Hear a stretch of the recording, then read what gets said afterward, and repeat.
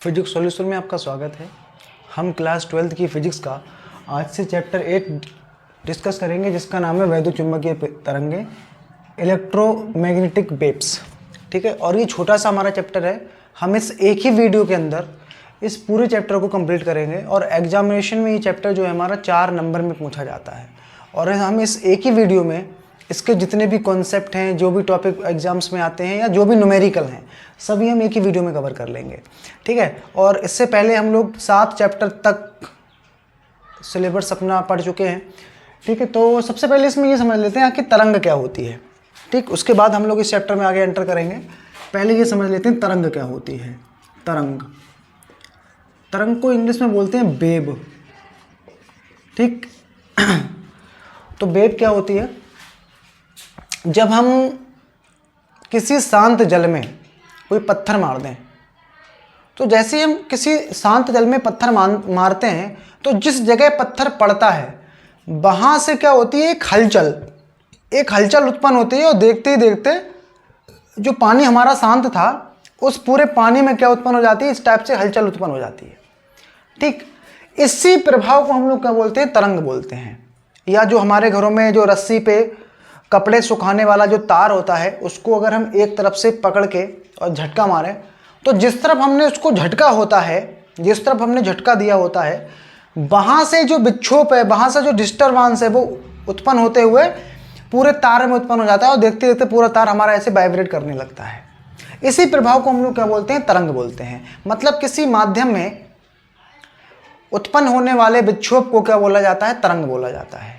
ठीक है, तो और इस तरंग की मदद से ही बेटा हम लोग क्या करते हैं वैद्युतचुम्बकीय तरंगों की मदद से ही बेटा हम लोग क्या करते हैं, इंटरनेट चला पाते हैं, फ़ोन में कम्युनिकेशन कर पाते हैं। ठीक है, या फिर हमारे पास जो रिमोट होते हैं टीवी वाले, तो जैसे हम उसमें कोई बटन दबाते हैं तो उसमें से वैद्युतचुम्बकीय तरंगें निकलती हैं और वहाँ तक पहुँचती हैं।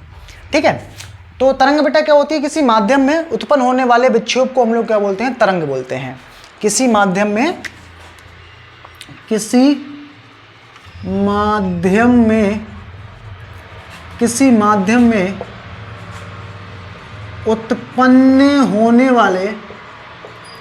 उत्पन्न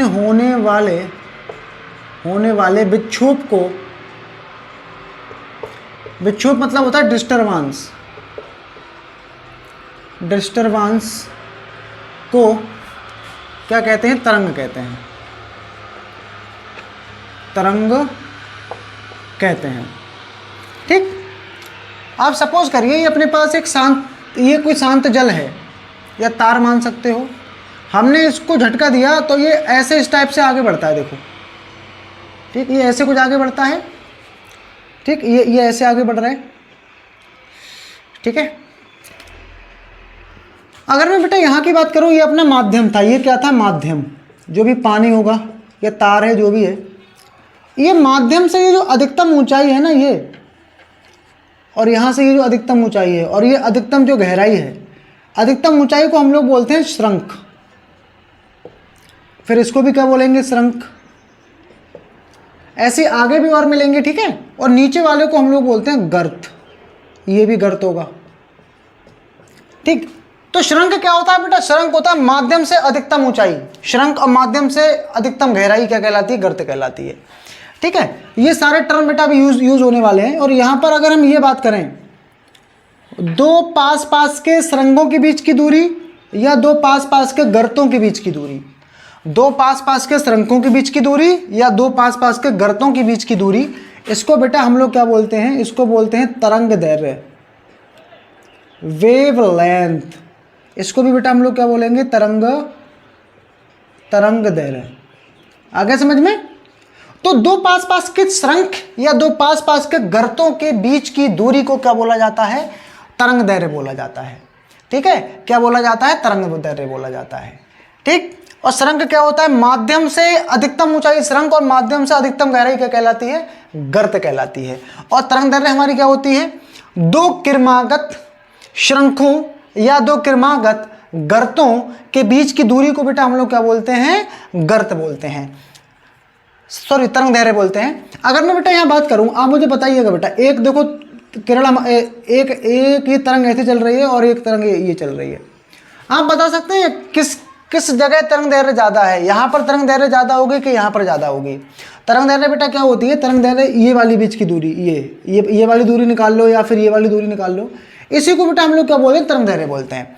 और यहाँ पर अगर हम देखें तो यहाँ देखो ये तरंग दैर्घ्य ये वाली हो जाएगी या फिर ये वाली देखनी पड़ेगी आपको, ठीक है। तो यहाँ पर तरंग दैर्घ्य कम है, यहाँ पर तरंग दैर्घ्य ज़्यादा है, ठीक। अच्छा एक चीज़ बेटा और याद रखनी है, जब तरंग दैर्घ्य बढ़ती है, जैसे यहाँ देखो तरंग दैर्घ्य बढ़ गई है तो आवृत्ति घट जाएगी। आवृत्ति का क्या मतलब होता है, आवृत्ति का बेटा मतलब होता है 1 सेकंड में चक्रों की संख्या। अब आप यहाँ खुद देख लो, यहाँ छोटी तरंग दैर्घ्य है तो 1 सेकंड में ज़्यादा चक्कर लगेंगे। अगर मैं अपना हाथ ही हिलाऊं ऐसे पकड़ के तो 1 सेकंड में मैंने 4-5 बार हिला लिया। अगर मैं बड़ा कर दूं इसको तो अब देखो 2 ही बार हिल रहा है लगभग 1 सेकंड में। तो कहने का मेरा मतलब यह है जब तरंग दैर्घ्य बढ़ती है तब आवृत्ति घट जाती है, ठीक है। लेकिन हमें यहाँ डिस्कस बेटा कौन सी करनी है, हमें पढ़नी है वैद्युत चुंबकीय तरंग। वैद्युत चुंबकीय तरंग ये क्या होती है बेटा, इसको समझते हैं। ये थोड़ा इंट्रोडक्शन था, तरंग दैर्घ्य क्या होती है, गिरत संक गिरत कैसे उत्पन्न होती है तरंग दैर्घ्य, ठीक है। अब हम इसमें पढ़ेंगे वैद्युत चुंबकीय तरंग क्या होती है। कर लेते हैं वैद्युत चुंबकीय तरंग क्या होती है। देखो इस तरंग को उत्पन्न होने के लिए क्या होता है, जब कोई दोलित आवेश, दोलित का मतलब होता है, दोलित का मतलब एक ऐसा आवेश जो दोलन कर रहा हो, ठीक है, या त्वरित आवेश गति करता है। ऐसा कोई अगर आवेश है जो दोलन कर रहा हो या फिर त्वरित आवेश हो, त्वरित आवेश का मतलब होता है उसकी स्पीड लगातार, वेग लगातार पर सेकंड उसका वेग बढ़ रहा हो। ऐसा आवेश जब गति कर रहा होता है तब वो उत्पन्न करता है बेटा वैद्युत क्षेत्र भी उत्पन्न करता है और चुंबकीय क्षेत्र भी उत्पन्न करता है। वैद्युत क्षेत्र भी उत्पन्न करेगा और चुंबकीय क्षेत्र भी उत्पन्न करेगा। और इन वैद्युत क्षेत्र के कंपनों व चुंबकीय क्षेत्र कंपनों के लंबवत एक तरंग उत्पन्न होती है और उसी तरंग को बेटा हम लोग क्या बोलते हैं, वैद्युत चुंबकीय तरंग। तो इसके लिए बेटा जरूरी क्या है, एक ऐसा आवेश हमें चाहिए जो दोलन कर रहा हो या फिर त्वरित आवेश हो। तो ऐसा अगर आवेश होगा तो वो क्या उत्पन्न करेगा, वैद्युत क्षेत्र भी उत्पन्न करेगा, चुंबकीय क्षेत्र भी उत्पन्न करेगा। तो दोनों क्षेत्रों के लंबवत एक तरंग बेटा उत्पन्न होगी जिसे हम क्या बोलेंगे, वैद्युत चुंबकीय तरंग। और इसी तरंग की मदद से बेटा हम लोग क्या कर पाते हैं, कम्युनिकेशन कर पाते हैं, ठीक। कम्युनिकेशन का मतलब होता है जो इंटरनेट है हमारा या मैसेजिंग है, कॉलिंग है, ठीक। ये सारे के सारे जो हमारे सिग्नल होते हैं ये इलेक्ट्रोमैग्नेटिक वेव्स की फॉर्म में ही डिस्कस होते हैं, आगे बढ़ते हैं, ठीक है। तो अब हम इसमें डिस्कस करेंगे वैद्युत चुंबकीय तरंगों के आखिर गुण क्या होते हैं और फिर इस चैप्टर को और अच्छे हम डीपली से समझेंगे। तो अब हम इसमें डिस्कस कर लेते हैं वैद्युत चुंबकीय तरंगों के गुण। तो इनके निम्न गुण होते हैं।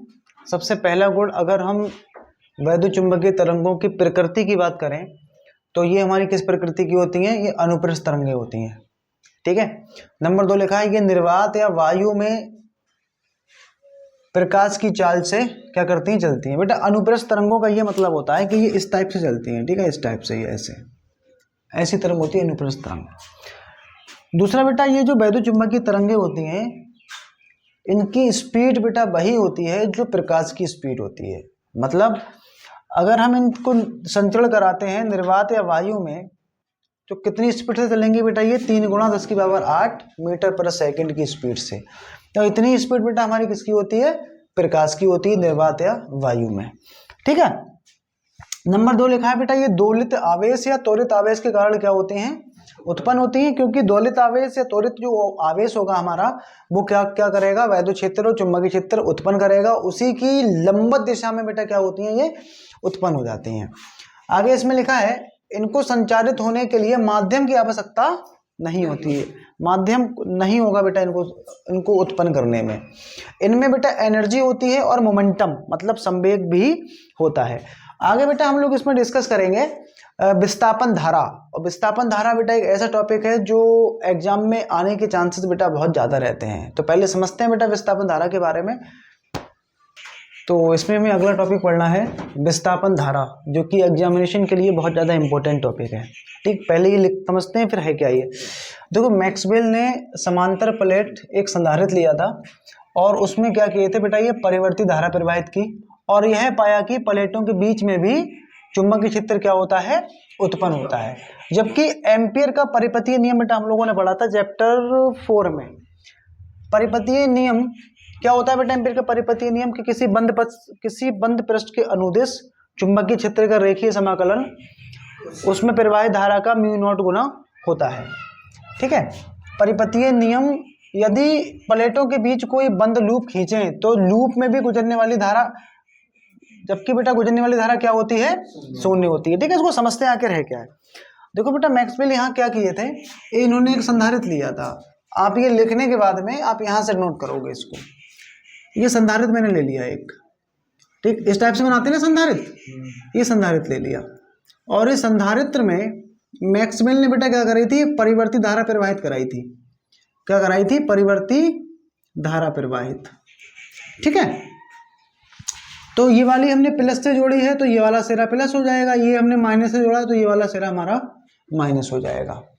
और जब हम इसको ऑन करते हैं, जब हम बेटा इसको ऑन करते हैं और ऑन करने, जब इसका हम स्विच ऑन करते हैं, स्विच ऑन करने के बाद में जब हम किसी चुंबकीय सुई को, किसको, चुंबकीय सुई को इस तार के ऊपर बेटा कहीं पर भी रखते हैं, चुंबकीय सुई को बेटा इस तार के ऊपर कहीं पर भी रखते हैं, तो ये चुंबकीय सुई बेटा क्या होती है, ये डिटेक्ट करती है, हिलती है। और हिलनी भी चाहिए क्योंकि बेटा हम चैप्टर 3 में पढ़ के आए थे ऑस्टेट का प्रयोग, याद आया बेटा आपको ऑस्टेट का प्रयोग। ऑस्टेट का बेटा प्रयोग क्या था, जब हम किसी तार में जब किसी तार में हम लोग धारा प्रवाहित करते हैं तो वो तार बेटा क्या उत्पन्न करता है, चुंबकीय क्षेत्र उत्पन्न करता है। तो ऐसे बेटा ये सुई भी क्या उत्पन्न करनी चाहिए थी, ये सुई भी क्या उत्पन्न करेगी बेटा, चुंबकीय क्षेत्र। और जब हम बेटा इसको उठाकर, जब हम इसी सुई को उठाकर कहाँ रखते हैं बेटा, ये संधारित्र की दोनों प्लेटों के बीचों बीच, तब भी बेटा क्या होती है, ये सुई क्या है, हिल जाती है। इसका मतलब क्या है कि संधारित्र की प्लेटों के बीच में भी क्या है, चुंबकीय क्षेत्र उत्पन्न हो रहा है। क्या उत्पन्न हो रहा है बेटा, ये चुंबकीय क्षेत्र दोनों प्लेटों के बीच में उत्पन्न हो रहा है। ठीक है, लेकिन बेटा जब हम बात करते हैं किसी लूप की बात करें, एम्पियर ने क्या बताया था बेटा, जब हम किसी लूप का चुंबकीय किसी लूप के अनुदिश चुंबकीय क्षेत्र का रेखीय समाकलन उसमें प्रवाहित धारा का क्या होता है बेटा, म्यू नॉट गुना होता है। तो मैक्सवेल ने बेटा क्या किया ना, इसके अंदर एक लूप लिया, क्या ले लिया, एक लूप लिया, और लूप लेने के बाद में बेटा क्या होना चाहिए था, एम्पियर के परिपतीय नियम के अनुसार बेटा इस लूप में क्या बहनी चाहिए थी, धारा बहनी चाहिए थी। धारा क्यों बहनी चाहिए थी, क्योंकि बेटा यहाँ बीच में क्या है, इन दोनों प्लेटों के बीच में चुंबकीय क्षेत्र है। ये हमें पता चल रहा है ये चुंबकीय सुई से, क्योंकि चुंबकीय सुई क्या हो रही है बेटा, ये डिटेक्ट कर रही है। इसका मतलब क्या है, बीच में संधारित्र की प्लेटों के बीच में चुंबकीय क्षेत्र है। और जब चुंबकीय क्षेत्र है, अगर हम यहाँ लूप खींचे तो एम्पियर के नियम के अनुसार बेटा इसमें हमें क्या प्राप्त होनी चाहिए थी, धारा प्राप्त होनी चाहिए थी। बट बेटा इसमें धारा क्या थी, 0 आ रही थी। समझ में आया, इसमें धारा बेटा क्या आ रही थी, 0 आ रही थी। तो इसी चीज को बेटा एम्पियर के परिपतीय नियम को सुधारने के लिए मैक्सवेल ने बेटा एक काल्पनिक धारा का सुझाव दिया था, जिसे बेटा हम लोग क्या कहते हैं, विस्थापन धारा। ठीक है, दो प्रकार की बेटा करंट होती है। एक देखो ये वाली करंट इसमें बह रही होगी जो बैटरी से इसको मिल रही है, सही है। कौन सी करंट, ये वाली करंट, इसको बेटा हम लोग बोलते हैं संवहन धारा। कौन सी धारा, कन्वेंशन करंट। और एक धारा बेटा यहां बह रही थी जो कि एक प्रकार की काल्पनिक धारा है, और उसको बेटा हम लिखते हैं आई धारा, और डी से मतलब डिस्प्लेसमेंट, आईडी करंट। ठीक है, तो यही बेटा उसमें लिखा गया है, मैक्सवेल ने समांतर प्लेट संधारित्र में परिवर्ती धारा प्रवाहित की और यह पाया कि प्लेटों के बीच में भी चुंबकीय क्षेत्र उत्पन्न होता है, जबकि एम्पियर के परिपतीय नियम से यदि प्लेटों के बीच कोई बंद लूप खींचा जाए तो लूप से गुजरने वाली जो धारा होती है वो बेटा क्या होती है, शून्य होती है, जबकि शून्य नहीं होनी चाहिए थी। ठीक है बेटा, अतः प्लेटों के मध्य चुंबकीय क्षेत्र भी क्या होना चाहिए, तो धारा नहीं बह रही है तो यानी चुंबकीय क्षेत्र क्या होना चाहिए, 0 होना चाहिए। लेकिन ऐसा नहीं था, क्योंकि सुई बेटा हिल रही थी हमारी चुंबकीय सुई, क्या होना चाहिए था, 0 होना चाहिए। मैक्सवेल ने एम्पियर के इस नियम को ही, इस कमी को दूर करने के लिए बेटा एक काल्पनिक धारा का सुझाव दिया, जिसे बेटा हम लोग क्या कहते हैं, विस्थापन धारा। आगे बेटा समझ में, क्या बोलते हैं इसको, विस्थापन धारा। अच्छा एक चीज बताओ बेटा, प्लेटों के बीच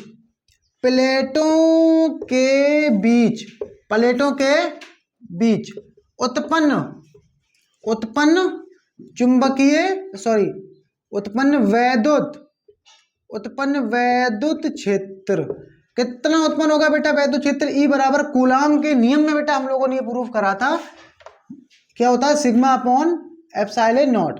तो सिग्मा को हम लोग तोड़ के लिख सकते हैं क्या, क्यू अपॉन ए, क्या लिख सकते हैं बेटा इसको, क्यू अपॉन ए। ये पृष्ठीय आवेश घनत्व होता है, 3 आवेश घनत्व आपको पढ़ाए थे, रेखीय आवेश घनत्व, पृष्ठीय आवेश घनत्व और आयतन आवेश घनत्व। लेकिन यहाँ बेटा हमें ये क्या दे रखा है, पृष्ठीय आवेश घनत्व जो को होता है क्यू अपॉन ए। क्यू का मान निकालेंगे यहाँ से, क्यू बराबर क्या आ जाएगा बेटा, ये ई ए एप्सिलॉन नॉट। क्या बोलेंगे बेटा इसको, ई ए एप्सिलॉन नॉट बोलेंगे। हम जानते हैं बेटा डी क्यू बराबर क्या होता है, डी क्यू अपॉन में डी टी। तो यहाँ से लिख देंगे D upon D T, Q का मैं मान लगा देता हूँ E A epsilon naught, E A epsilon naught. और Q upon D Q upon D T क्या होती है हमारी, आई होती है, लेकिन आई कौन सा ये डिस्प्लेसमेंट। तो आई टी इक्वल टू, यहाँ से कुछ बाहर आएगा बेटा, हाँ ई हमारा बाहर आ जाएगा, और क्या बाहर आ जाएगा, ए बाहर आ जाएगा, अंदर क्या बचेगा डी अपॉन डी टी, और ये एप्सिलॉन नॉट बचेगा अंदर। ठीक है, तो ये आ गया बेटा अपना क्या, आई डी। ठीक, तो इतनी बेटा ये कौन सी करंट आई निकल के हमारी, कौन सी करंट है बेटा, ये डिस्प्लेसमेंट करंट है। और जब जब मैक्सवेल ने बेटा एम्पियर के परिपति नियम में सुधार कर दिया था, तब हमने उस समीकरण को बेटा बोला था मैक्सवेल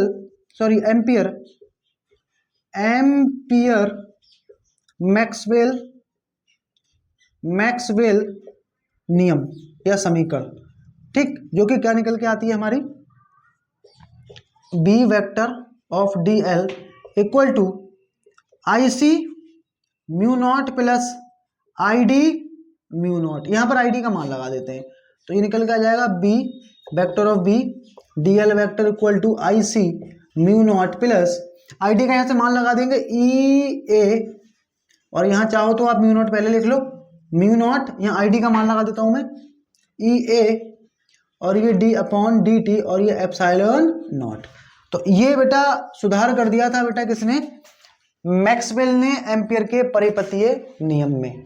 ठीक है, तो एक बार बेटा फिर देख लें इसको, क्या कर रहे थे बेटा मैक्सवेल, एक समांतर प्लेट संधारित्र लिया था, परिवर्ती बैटरी से जोड़ दिया था इसको, और करंट जैसे प्रवाहित किया, और चुंबकीय सुई लेके बेटा घूम रहे थे तार के ऊपर, तो लगातार ऑस्टेट के प्रयोग से चुंबकीय सुई हिल रही थी, लेकिन और अंदर बेटा जब उन्होंने रखा प्लेटों के बीच में, उसके बाद भी बेटा ये चुंबकीय सुई में क्या आया, विक्षेप उत्पन्न हुआ, और उन्होंने बेटा एक लूप खींचा, लूप में धारा शून्य आ रही थी, और वहीं से बेटा उन्होंने एक काल्पनिक धारा का सुझाव दिया, जिससे हम क्या बोलते हैं, विस्थापन धारा।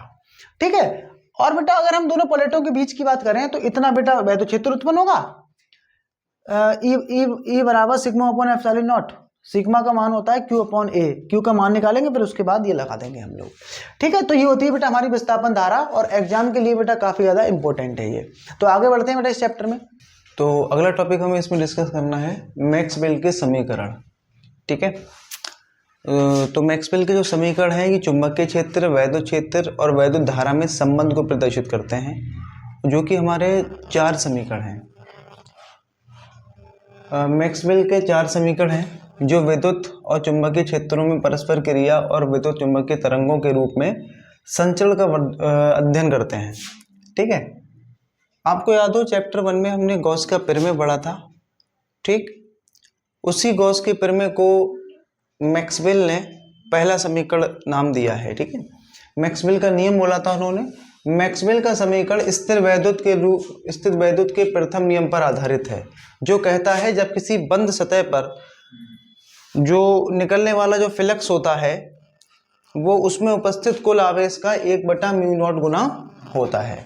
ठीक है, बस फर्क इतना है, इसको बेटा हम लोग वेक्टर फॉर्म में लिख देंगे, E vector dot D A vector, और इस पूरे का हमने क्या लगा दिया है, पूरे का समाकलन कर दिया है वैद्युत क्षेत्र के लिए।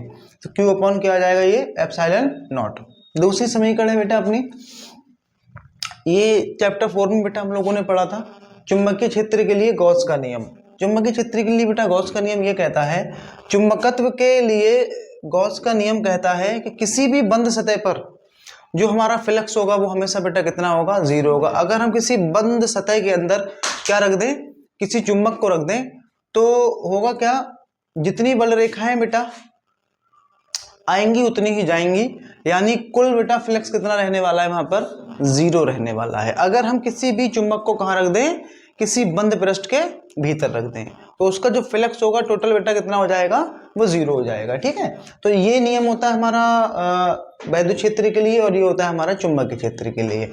तीसरा बेटा हम लोग इसमें पढ़े थे चैप्टर 6 में फैराडे का नियम, अगर आपको याद हो। मतलब ये कोई नई समीकरण नहीं है, जो हम पीछे पढ़ चुके हैं उन्हीं नियमों को बेटा यहाँ पे मैक्सवेल ने 4 समीकरणों को बनाया था।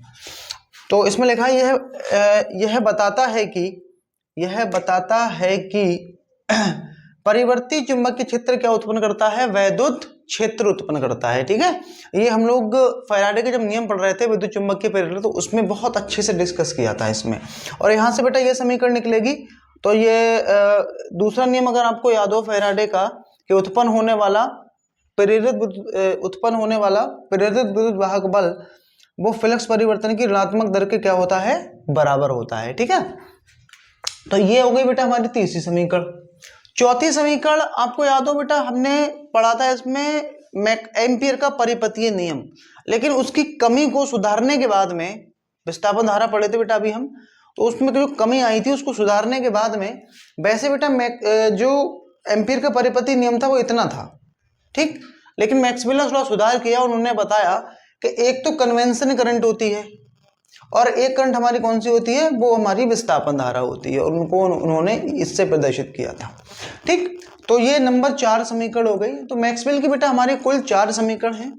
ठीक है, और अब हम इसमें आगे मूव करते हैं। इस चैप्टर में पढ़ेंगे विद्युत चुंबकीय तरंगों की उत्पत्ति एवं परीक्षण, मतलब कैसे विद्युत चुंबकीय तरंगें उत्पन्न की गई थी और उनको कैसे ट्रांसमिट किया गया था। ठीक है, तो मैक्सवेल के सिद्धांत के परीक्षण के लिए हर्ट्ज ने 1887 में प्रयोगशाला में विद्युत चुंबकीय तरंगों की उत्पत्ति की। ठीक है, सबसे पहले बेटा इन तरंगों को किसने उत्पन्न करवाया था, हर्ट्ज ने, मैक्सवेल के बताने के बाद। उसके 7 साल बाद कोलकाता के जगदीश चंद्र बासु ने विद्युत चुंबकीय तरंगों की उत्पत्ति की। हर्ट्ज के उत्पन्न करने के बाद 7 सालों के बाद कोलकाता के जगदीश चंद्र बासु ने इन विद्युत चुंबकीय तरंगों की उत्पत्ति की थी। उसी समय मार्कोनी ने प्रयोगशाला में विद्युत चुंबकीय तरंगों की उत्पत्ति करके और इन्हें कुछ किलोमीटर तक बेटा क्या कर दिया था, उन्होंने ट्रांसमिट कर दिया था। और आज हम देख सकते हैं बेटा, कोई बंदा कितनी भी दूर बैठा हो, हम लोग अपने फ़ोन से बात करते हैं या कोई मैसेज टाइप करते हैं, तो कितने कम समय में क्या होता है, वहाँ तक पहुँच जाता है। ठीक, तो ये सब बेटा किसके लिए होता है, किससे होता है, विद्युत चुंबकीय तरंगों से होता है। ठीक है, उसी के बाद से ही बेटा हम लोग क्या करने लगे, इसको कम्युनिकेशन के क्षेत्र में, संचार के क्षेत्र में, इंटरनेट और ये जो मैसेजिंग वगैरह होती है, ये संचार कहलाता है। इसके क्षेत्र में बेटा इन तरंगों का उपयोग बहुत ज़्यादा होने लगा। ठीक है, तो आगे बढ़ते हैं बेटा इसमें हम लोग। तो न्यूमेरिकल करने के लिए हमें ये फॉर्मूले डिस्कस कर लेते हैं। तो इसमें किसी भी फॉर्मूले का कोई भी प्रूफ हमें नहीं पढ़ना है। ठीक है, डायरेक्ट हमें फॉर्मूला पढ़ना है। ठीक, सबसे पहला फॉर्मूला है इसमें तरंग संचरण की दिशा। देखिए, तरंग संचरण की जो दिशा होती है वो वैद्युत क्षेत्र और क्रॉस चुंबकीय क्षेत्र के लंबवत होती है। ठीक है, E vector cross B vector के।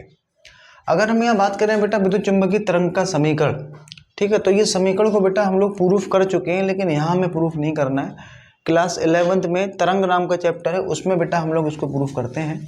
ठीक है, ई वाई बराबर ई नॉट साइन के जेड माइनस ओमेगा टी। यहाँ माइनस की जगह प्लस या प्लस की जगह माइनस कुछ भी हो सकता है, क्वेश्चन के अकॉर्डिंग ये डिपेंड करेगा। ठीक, ऐसे बेटा इसमें यहाँ प्लस माइनस कुछ भी हो सकता है, दोनों समीकरण सेम ही है। अच्छा, यहाँ पर जो ई नॉट और वी नॉट है ना, ई नॉट को हम लोग बोलेंगे चुंबकीय क्षेत्र का आयाम और वी नॉट को बोलेंगे हम लोग वैद्युत क्षेत्र का आयाम। यहाँ पर ये जो के दिख रहा होगा, के का मान हम निकालेंगे 2 पाई लैम्डा से। किससे निकालेंगे, 2 पाई लैम्डा। लैम्डा हमारी तरंग दैर्घ्य है। ठीक, और ओमेगा बेटा हम लोग पढ़ रहे हैं, ओमेगा हम पढ़ चुके हैं, ओमेगा बराबर 2 पाई एफ। ठीक है, 2 पाई एफ ये इसका फॉर्मूला होता है। निर्वात या वायु में जो प्रकाश की चाल होती है उसको हम ऐसे प्रदर्शित कर सकते हैं, सी बराबर ओमेगा बटा के, या इसी को हम लिख सकते हैं ई नॉट बटे में वी नॉट। ठीक, और बराबर ये भी हम जानते हैं सी बराबर होता है 1 बटा म्यू नॉट इंटू में एप्सिलॉन नॉट। अच्छा, म्यू नॉट क्या है बेटा, यहाँ पर चुंबक की माध्यम की वायु या निर्वात की चुंबकीयशीलता या वायु निर्वात की वैद्युतशीलता। इन दोनों के मान बेटा हमें पता होते हैं। म्यू नॉट का मान होता है हमारा 10 की पावर -7 और एप्सिलॉन नॉट का मान होता है 8.85 इंटू 10 की पावर -12। आगे बेटा इसमें माध्यम में अगर हम निकालनी है प्रकाश की चाल, ये तो वायु या निर्वात के लिए हो गई। अगर हमें किसी माध्यम में निकालनी है तो यहाँ पर इनके नॉट हटा देंगे। अब ये इसको हमने निर्वात या वायु की बोला था, इसको बोलेंगे माध्यम की चुंबकशीलता और इसको बोलेंगे माध्यम की वैद्युतशीलता।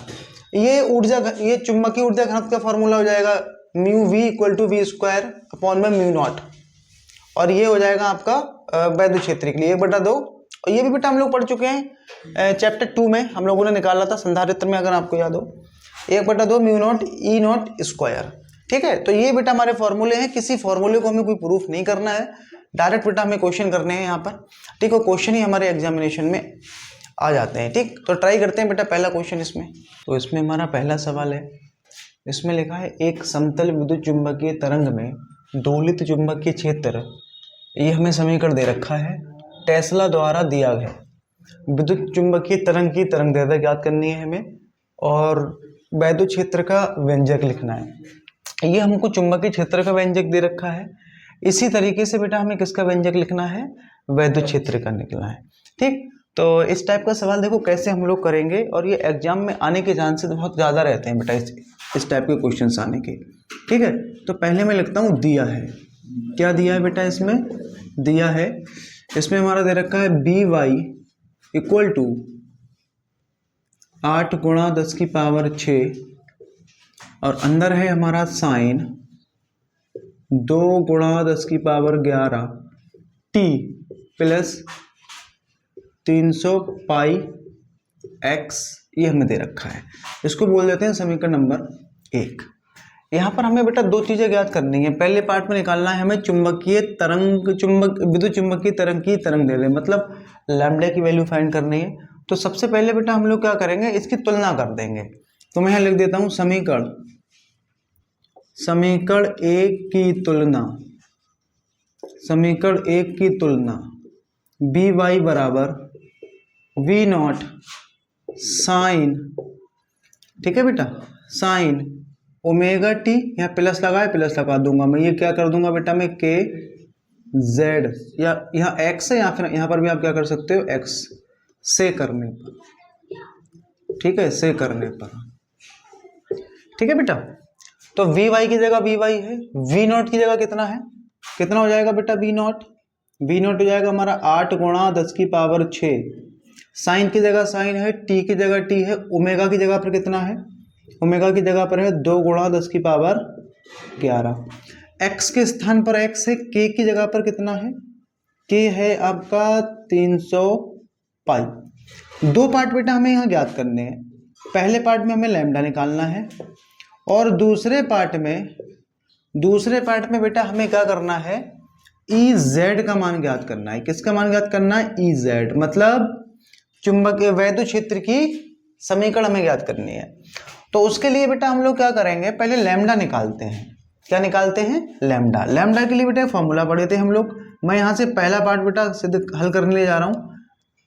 के बराबर होता है 2 पाई बटे में लैम्डा, यह भी फॉर्मूला लिखे थे बेटा हम लोग। तो लैम्डा को इधर कर देते हैं, तो ये हो जाएगा 2 पाई बटे में के, और के की मैं वैल्यू यहाँ पर पुट कर दूंगा बेटा। के का मान कितना है 300 पाई, तो पाई से पाई कैंसिल, 2 एकम 2, और ये कटेगा 1/150 आ जाएगा ये।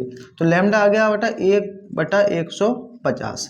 इसको डिवाइड कर लेंगे, इसको डिवाइड कर लेते हैं 1.000, अब भी छोटा है, फिर 0 फिर 0, तो कितने बार में कटेगा, 15 छंग 90, 6 बार में बेटा ये कट जाएगा। तो ये लैम्डा बराबर आ जाएगा हमारा 0.006 मीटर।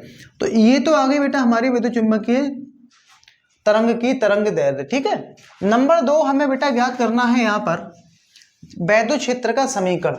देखो बेटा, वैद्युत क्षेत्र का समीकरण निकालने के लिए हमें क्या करना पड़ेगा, यहाँ पर वैद्युत क्षेत्र का समीकरण निकालने के लिए बेटा हमें पहले चाहिए होगा किसका मान चाहिए बेटा, ई नॉट का मान चाहिए। किसका मान चाहिए बेटा, ई नॉट का हमें मान चाहिए, ओमेगा टी प्लस के एक्स।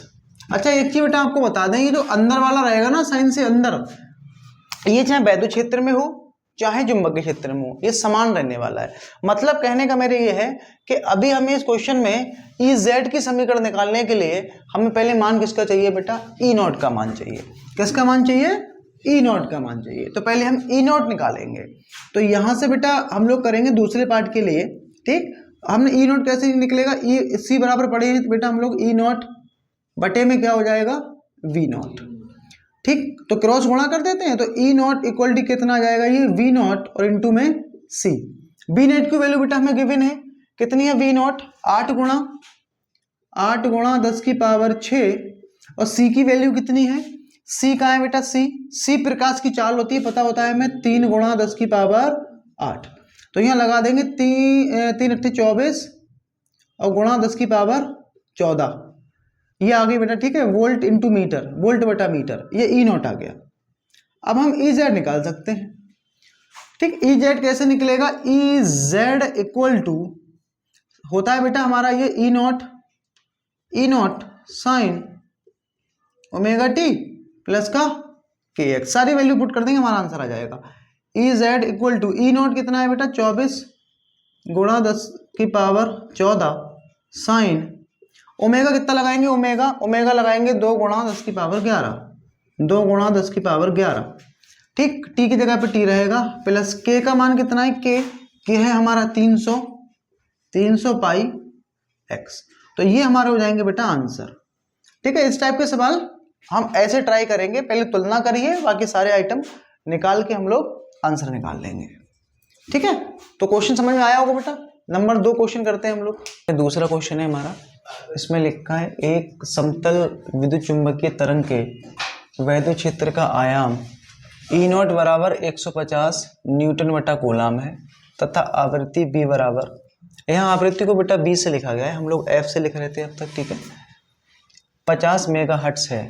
बी नॉट ओमेगा के और लैम्डा के मान हमें ज्ञात करने हैं, और दूसरे पार्ट में ई और वी का मतलब वैद्युत क्षेत्र और चुंबकीय क्षेत्र का समीकरण प्राप्त करना है, ठीक है। और हमें क्या दे रखा है यहाँ पर, हमें केवल ये दे रखा है, देखो हमें दे रखा है एक समतल विद्युत चुंबकीय तरंग के वैद्युत क्षेत्र का आयाम ई नॉट हमें दे रखा है, ई नॉट है 150 वोल्ट न्यूटन बटा कूलम, या वोल्ट बटा मीटर भी इसका मात्रक होता है। आवृत्ति या तो आप इसको एफ से भी लिख सकते हो, ठीक है, हमने फॉर्मूले में एफ का यूज किया हुआ है, ठीक है। तो ये 50 मेगाहर्ट्ज है, तो मेगा को पहले मैं चेंज कर लेता हूँ, कितना हो जाएगा ये 10 की पावर कितना हो जाएगा बेटा, ये 6 हर्ट्ज हो जाएगा। ये दे रखे हैं आवृत्ति और ई नॉट। और पहले पार्ट में बेटा हमसे कई चीज़ें पूछी गई हैं। पहले पार्ट में हमसे पूछा है वी नॉट निकालना है, और में क्या निकालना है बेटा, ओमेगा की वैल्यू निकालनी है, के वैल्यू निकालना है, और लैम्डा का वैल्यू निकालना है, ठीक है। बी नॉट निकाल सकते हैं ये वाला फॉर्मूला लगा के, सी बराबर क्या होता है, ई नॉट बटे में बी नॉट, ठीक है। तो बी नॉट बराबर क्या हो जाएगा, V naught equal to E naught बटे में सी। बेटा ई नॉट का मान हमें दे रखा है 150, और सी का मान हमको पता होता है 3 गुणा 10 की पावर 8 होता है ये, ठीक।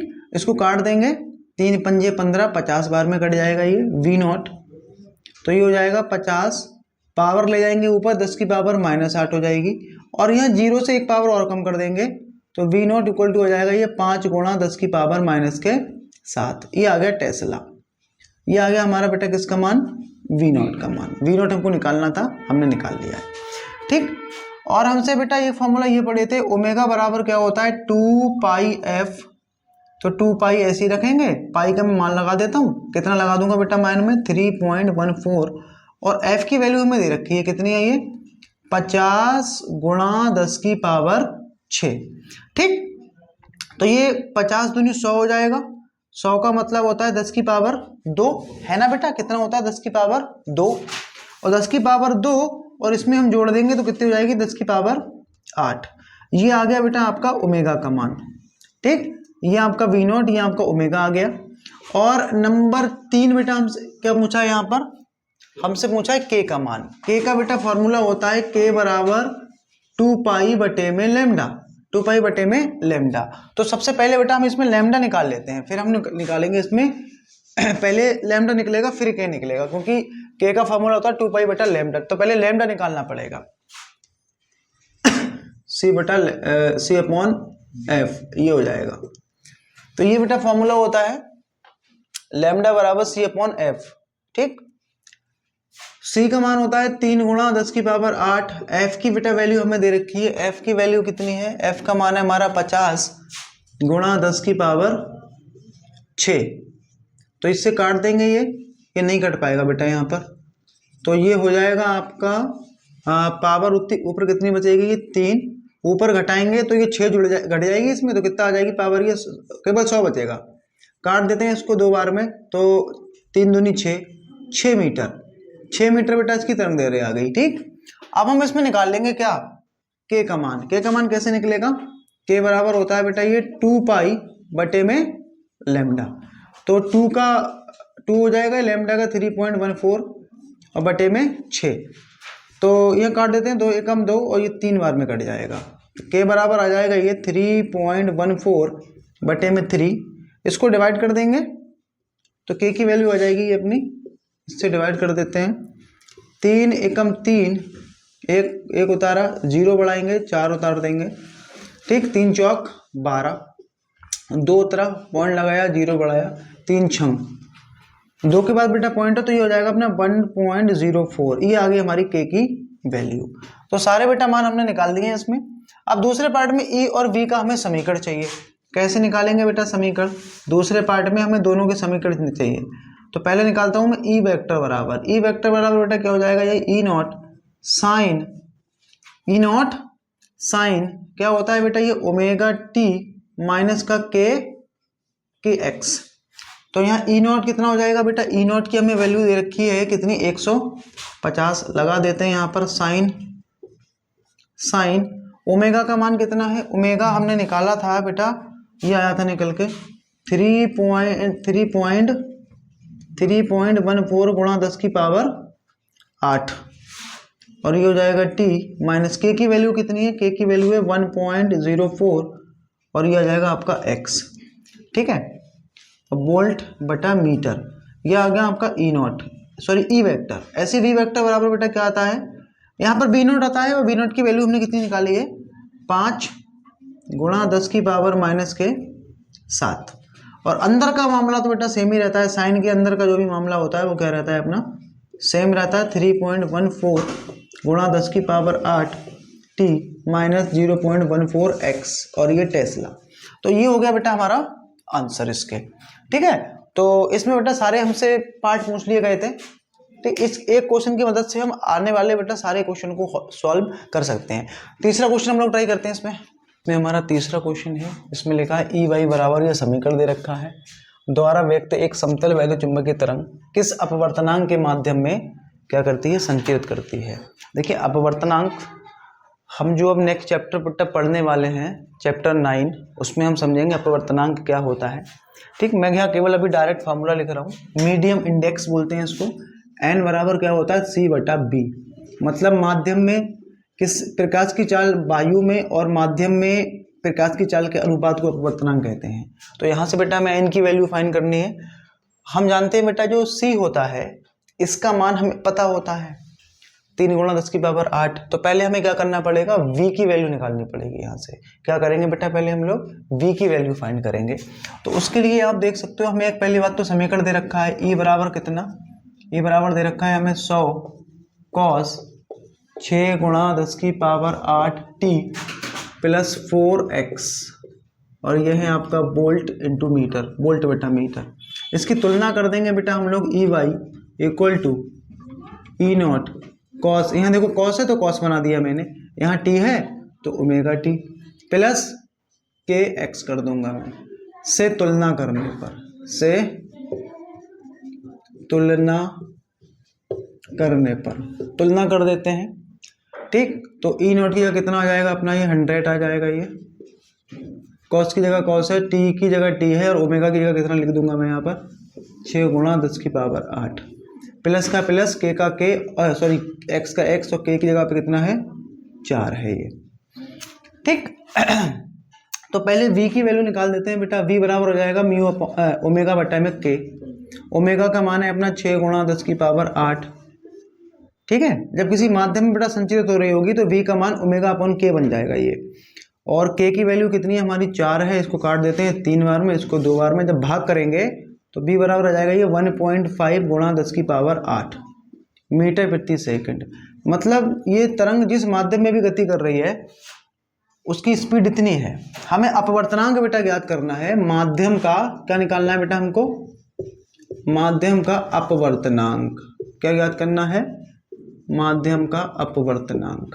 क्या होता है बेटा माध्यम का अपवर्तनांक, n बराबर c अपॉन में v।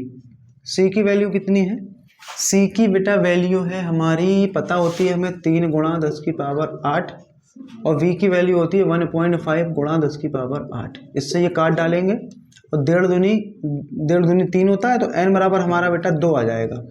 तो इसका जो अपवर्तनांक होगा कितना होगा, 2 हो जाएगा इसका अपवर्तनांक। ठीक है, तो अगला सवाल करते हैं। इसमें क्वेश्चन है, इसमें लिखा है मुक्त आकाश में 3.0 इंटू 10 की पावर -19 हर्ट्ज आवृत्ति की विद्युत चुम्बकीय तरंग की तरंग दैर्घ्य हमें ज्ञात करनी है। ठीक है, तो इसमें हमें क्या दे रखा है, ये हर्ट्ज आवृत्ति हमें दी है, मतलब ये f का बेटा मान दिया है हमें 3.0 गुणा 10 की पावर 19 हर्ट्ज। ठीक है, तो इसकी हमें तरंग दैर्घ्य मतलब लैम्डा का बेटा मान ज्ञात करना है। तो लैम्डा बराबर होता है हमारा c अपॉन f। c की वैल्यू लगा देंगे यहाँ पर, कितनी होती है 3 गुणा 10 की पावर 8 और f का मान कितना है 3.0 गुणा 10 की पावर 19। तो 3.0 या 3 काट डालेंगे इसको, तो ऊपर 1 बचेगा, पावर इसकी ऊपर ले जाते हैं तो यहाँ कितनी बचेगी 10 की पावर माइनस के 11 बेटा बचेगी, 10 की पावर माइनस के 11। ठीक है, तो ये अपने या तो मीटर में आप लिख सकते हैं, ये भी आपका आंसर हो चुका है। ठीक, अगर आप इसको एंगस्ट्रॉम में लिखना चाहें तो कैसे लिखेंगे, देखो बेटा एंगस्ट्रॉम में लिखने के लिए पावर करनी पड़ेगी हमें 12, तो मैंने 10 की पावर 1 माइनस और करूंगा, फिर 10 की पावर 1 प्लस करनी पड़ेगी हमें।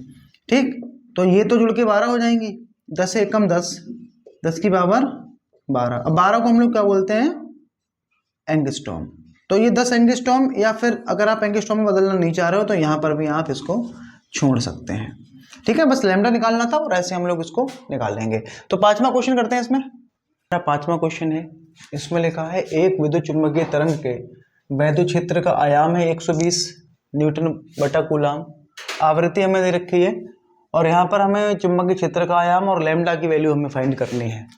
ठीक है, तो हमें क्या दिया है इसमें, वैद्युत क्षेत्र का आयाम बोले तो ई नॉट की वैल्यू हमें फाइंड है 120 न्यूटन बटा कूलाम दिया है ये। आवृत्ति एफ का मान हमें गिवन है 50 मेगाहर्ट्ज। मेगा को हम लोग चेंज कर लेंगे हर्ट्ज में, यह आ गया आपका हर्ट्ज में। आयाम बताना है हमें चुंबकीय क्षेत्र का, वी नॉट की वैल्यू फाइंड करनी है और तरंग दैर्घ्य लैम्डा का वैल्यू ज्ञात करना है। तो सी बराबर क्या होता है, वी अपॉन में ई नॉट अपॉन में वी नॉट। तो वी नॉट निकालने के लिए क्या करेंगे, इस सी को इसके बटे में ले आएंगे, वी नॉट का मान लगा देते हैं 120। सी का मान कितना है, सी का मान हमको पता होता है 3 गुणा 10 की पावर 8। तो काट देते हैं, ये 3 चौक 12, 40 आ जाएगा कट के। बी नॉट इक्वल टू, एक ऊपर ले जाएंगे तो पावर क्या हो जाएगी, कम हो जाएगी, तो कितनी बचेगी पावर, ये 7 बचेगी बेटा ये। तो ये टेस्ला आ गया, तो ये आ गया हमारा किसका मान, वी नॉट का मान। आगे हमें तरंग दैर्घ्य ज्ञात करनी है। तरंग दैर्घ्य के लिए क्या करते हैं बेटा, सी अपॉन एफ लगा देते हैं। सी का मान है 3 गुणा 10 की पावर 8 और एफ की वैल्यू कितनी है, एफ की वैल्यू है हमारी 50 गुणा 10 की पावर 6। तो ये हो जाएगा ऊपर जाके 3 गुणा, जे 8 में से 6 जाएगा तो 100 बचेगा, बटे में 50, तो 50 दूनी 100, 3 दूनी 6 मीटर आ गया बेटा ये हमारा आंसर। ठीक, तो न्यूमेरिकल बेटा इसी टाइप के पेपर में बन सकते हैं। ठीक है, इसमें हमारा लास्ट टॉपिक इस चैप्टर में बचा है विद्युत चुंबकीय स्पेक्ट्रम। ठीक है, पहले उसको समझते हैं और फिर हमारा चैप्टर ये खत्म है। टॉपिक हमें इसमें डिस्कस करना है विद्युत चुंबकीय स्पेक्ट्रम। देखिए स्पेक्ट्रम का मतलब क्या होता है, जो विद्युत चुंबकीय तरंग हमारी होती है इसमें अलग अलग आवृत्ति और तरंग दैर्घ्य की तरंगें प्राप्त होती हैं। ठीक है, और इनकी जो रेंज रहती है वो कितनी आवृत्ति तक की रहती है, 10 की पावर 1 से लेके 10 की पावर 23 अलग अलग प्रकार की बेटा तरंगें यहाँ प्राप्त होती हैं और 7 प्रकार के विकिरण हमें मिलते हैं। ठीक है, जिसमें से मैंने अभी केवल 4 लिखे हैं। ठीक, पहले इसमें लिखा है विद्युत चुंबकीय तरंगों की आवृत्ति का परिसर बहुत बड़ा, कितना बड़ा होता है, 10 की पावर 1 से लेकर 10 की पावर 23 हर्ट्ज का होता है। इसलिए आवृत्ति को क्रम में वर्गीकृत करने पर विद्युत चुंबकीय स्पेक्ट्रम एक प्राप्त होता है। ठीक है, और 7 तरंगे अलग अलग हमें प्राप्त होती हैं। ठीक है, 7 कौन कौन सी हैं, ये मैंने एक टेबल के द्वारा यहाँ बनाया है। ठीक, यहाँ पर इसकी ट्रिक लिखेंगे और कैसे हमें याद रखना है।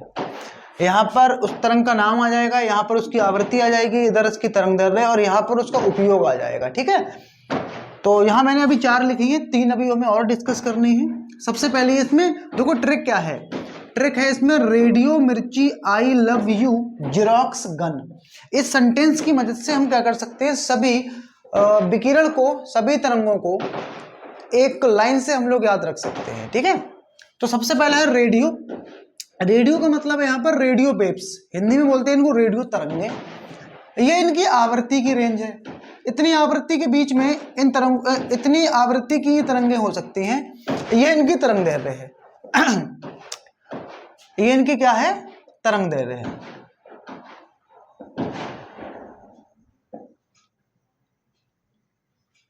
कुछ गलत हुआ इसमें क्या?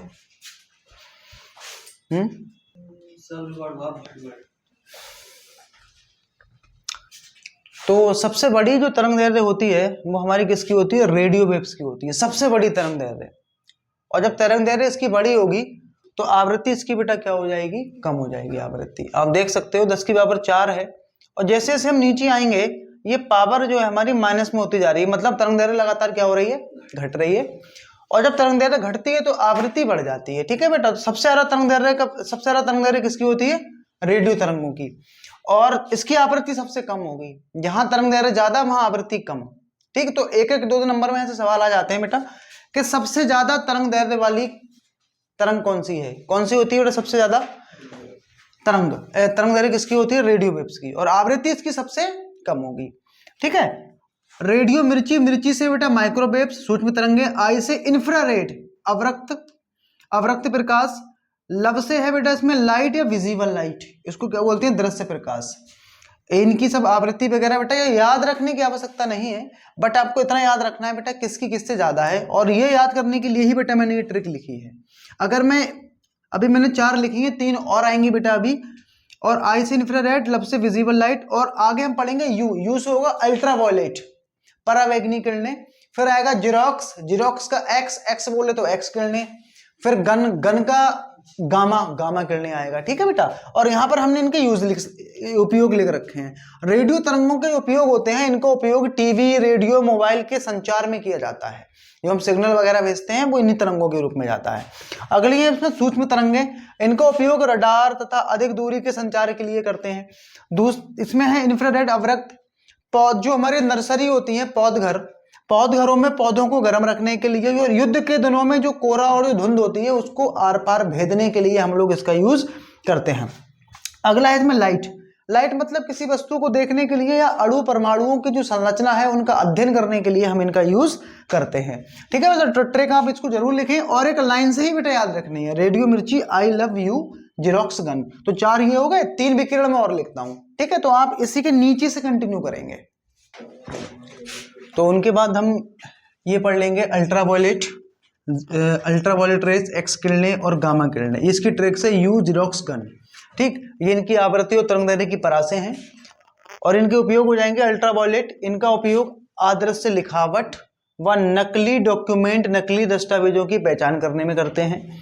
और जो हमारी एक्स किरणें होती हैं इनका उपयोग रोगों के निवारण व जीवों के आंतरिक ढांचे को देखने के लिए हम लोग करते हैं। तीसरी हमारी गामा किरणें हैं। गामा किरणें इनका उपयोग परमाणु में नाभिक की संरचना में तथा कैंसर के इलाज में इनका यूज होता है। ठीक है, तो यहाँ बेटा इसकी पूरी ट्रिक हमारी क्या हो गई, रेडियो मिर्ची क्या हो जाएगी बेटा, ये पूरी ट्रिक हमारी है, पूरी ट्रिक बेटा क्या हो जाएगी, रेडियो मिर्ची। इसको आप क्रम से याद रखेंगे, रेडियो मिर्ची I love you xerox gun. ठीक है, तो रेडियो से रेडियो वेव्स, माइक्रोवेव्स, ये हो जाए इंफ्रारेड लाइट, अल्ट्रावायलेट, एक्स किरणें और गामा किरणें। इनको बेटा क्रम से याद रखना है, ऊपर नीचे आप मत करना इनको, ठीक है। तो इन पर कुछ हम एमसीक्यूज क्वेश्चन कर लेते हैं जो कि एग्जाम्स में पूछ लिए जाते हैं। कैसे इन पे क्वेश्चन आते हैं ये हम देख लेते हैं, फिर ये हमारा चैप्टर खत्म है। इसमें क्वेश्चन है, इसमें लिखा है निम्नलिखित में से कौन सी तरंग वैद्युत चुंबकीय है? ध्वनि तरंग, ऊष्मा तरंग, जल तरंग और रस्सी तरंग। देखिए बेटा, जो इसमें से हमें ये बताना है कि कौन सी तरंग वैद्युत चुंबकीय है। तो हमारी ऊष्मा जो तरंगें होती हैं ये हमारी वैद्युत चुंबकीय तरंगें होती हैं, ठीक है। दूसरा हमें दे रखा है विद्युत चुंबकीय विकिरण है। विद्युत चुंबकीय स्पेक्ट्रम इसमें से कौन सा है? बेटा हम लोग पढ़े थे, क्या पढ़े थे? अभी हमने ट्रिक लिखाई थी आपको, रेडियो, मिर्ची, आई लव यू, जिरोक्स और ये गन, ठीक है। तो इसका मतलब क्या था? Radio, micro, infra, light, ultraviolet, x और गामा। तो इसमें से हमें बताना है कौन सा विकिरण है। देखो अल्फा बीटा तो है नहीं उसमें, धन किरणें भी नहीं है, तो कौन सी हो जाएंगी बेटा? राइट, एक्स किरणें इसका राइट ऑप्शन हो जाएगा हमारा, ठीक है। नंबर 3 इसमें क्वेश्चन है, इसमें लिखा है निम्नलिखित में से कौन सी विद्युत चुंबकीय तरंग नहीं है? नहीं है बेटा बतानी है। गामा किरणें भी होती हैं हमारी, नीचे है दिखा है, एक्स किरणें, अवरक्त होता है बेटा, बीटा किरणें नहीं है, तो बीटा राइट आंसर हो जाएगा इसका। अगला क्वेश्चन है, इसमें वह तरंग जो विद्युत चुंबकीय तरंग नहीं है। इसमें से विद्युत चुंबकीय तरंग कौन सी नहीं है? रेडियो भी होती है, गामा भी होती है, सूक्ष्म भी होती है, ध्वनि तरंग बेटा नहीं होती है, राइट आंसर लगा देंगे इसका। सबसे अधिक आवृत्ति किसकी है बेटा? आवृत्ति यहाँ पहुंची है सबसे अधिक, तो आपको याद होना चाहिए बेटा सबसे ज्यादा तरंग दैर्घ्य किसकी होती है? रेडियो की। तो सबसे कम आवृत्ति किसकी होगी? रेडियो की। अब सबसे नीचे सबसे कम बेटा तरंग दैर्घ्य इसकी होगी और आवृत्ति सबसे ज्यादा किसकी हो जाएगी? गामा की। तो गामा रेस बेटा कहां पर है? यहाँ पर गामा, गामा लगा देंगे इसमें, ठीक है। अगर हाँ इसमें तरंग दैर्घ्य पूछा होता तो रेडियो वाला राइट हो जाता बेटा ज्यादा, ठीक। गामा किरणें, रेडियो, अवरक्त, इन तीनों को हमें बेटा बढ़ते हुए तरंग दैर्घ्य में लगाना है, बढ़ते हुए लगाना है, बढ़ते हुए। और 3 हमें दे रखे हैं, एक इसमें गामा है, एक रेडियो है और एक अवरक्त है, बढ़ते हुए तरंग दैर्घ्य में लगाना है। तो आप देख सकते हो बेटा ये क्रम लिखा है, तो बढ़ते हुए का मतलब क्या है? पहले सबसे कम बेटा किसकी हो जाएगी? गामा की, क्योंकि गामा बेटा क्या होता है? सबसे नीचे आता है।